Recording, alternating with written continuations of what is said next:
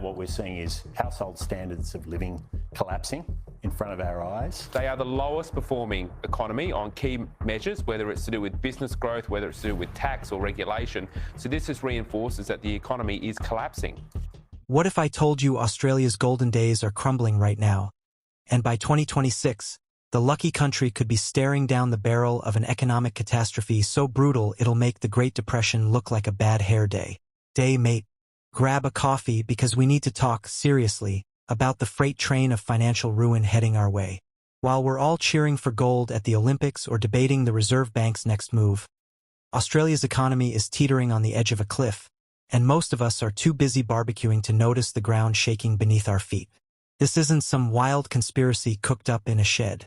The numbers don't lie, and they're screaming louder than a cockatoo at dawn. From housing prices that have turned the Australian dream into a nightmare, to a debt crisis that's got families drowning, to an economy chained to a slowing Chinese dragon. This is the story of how Australia's house of cards could collapse by 2026.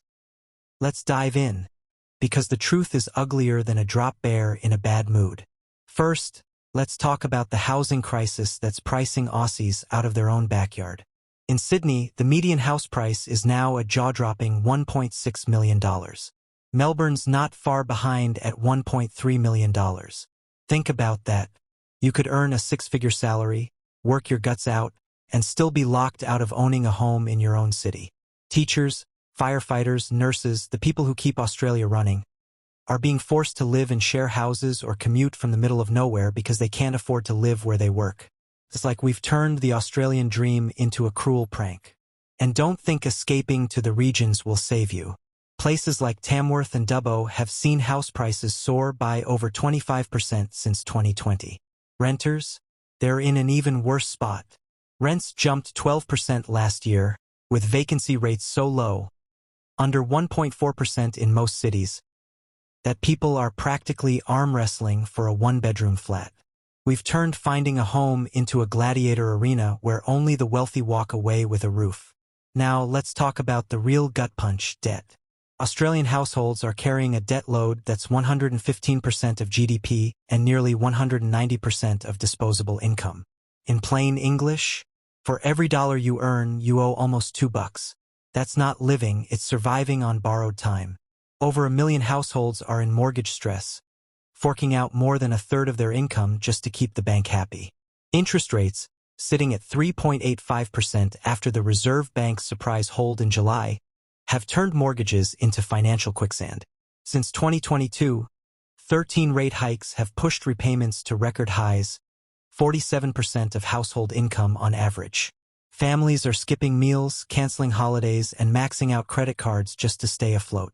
And with over 120,000 Aussies homeless in one of the world's richest nations, it's clear the system is broken. But the housing and debt crises are just the warm-up act. The real economic time bomb is our reliance on China. 4 years, Australia's economy rode the mining boom like a surfer on a perfect wave. Iron or coal, gas, 13% of our GDP and over 60% of our exports go straight to China. It was like having a mate who always bought your beers. But now, China's economy is slowing faster than a Uda stuck in outback mud. Their factories are scaling back. Their demand for our resources is shrinking, and we're left holding an economic basket with a massive hole in it. GDP growth limped to 1.6% in 2023, barely keeping up with population growth. Inflation, it hit 7.9%, the highest in decades. While other countries pivoted to tech and renewables, Australia kept digging holes, betting the farm on a mining boom that's fizzling out. It's like we're the last bloke at the party, still dancing to a song that stopped playing years ago. And don't get me started on the political circus. 7 prime ministers in 15 years? That's not leadership. It's a revolving door of chaos. Every new PM brings a shiny new press release, but no real fixes. Housing affordability schemes just inflate prices further. Tax breaks keep rewarding property tycoons. And our economic strategy is still, dig it up and hope someone buys it. It's like trying to fix a sinking ship by rearranging the deck chairs. Music slows, ominous undertone. So why 2026? because that's when these storm clouds collide to create a perfect economic hurricane. First, the housing bubble will pop. With rate cuts starting in August, economists predict 3 by early 2026, dropping to 3.1%. It's too little, too late. Millions of households, already stretched thin, will face negative equity as house prices tank, owing more than their homes are worth. Defaults will skyrocket, and banks will tighten their belts faster than you can say recession. Second, consumer spending will collapse. With debt at unsustainable levels, Aussies will stop buying anything that isn't bread and milk. Retail, hospitality, small businesses, they'll all take a hit. Third, China's slowdown will gut our export revenue, leaving government budgets high and dry.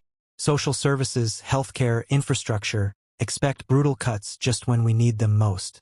And finally, our political system, already more dysfunctional than a kangaroo on roller skates, won't be able to handle the crisis. Bold reforms? Forget it. We'll be stuck with leaders pointing fingers while the economy burns. By 2026, unemployment will spike, inequality will widen, and the social fabric will fray like a cheap pair of thongs. Music builds to a dramatic crescendo. Here's the cold, hard truth in numbers. $1.6 million Sydney house prices mean homeownership is a fantasy. 190% debt-to-income ratio means financial ruin is knocking. 47% of income going to mortgages means families are at breaking point. 120,000 homeless Aussies mean the system's already failed.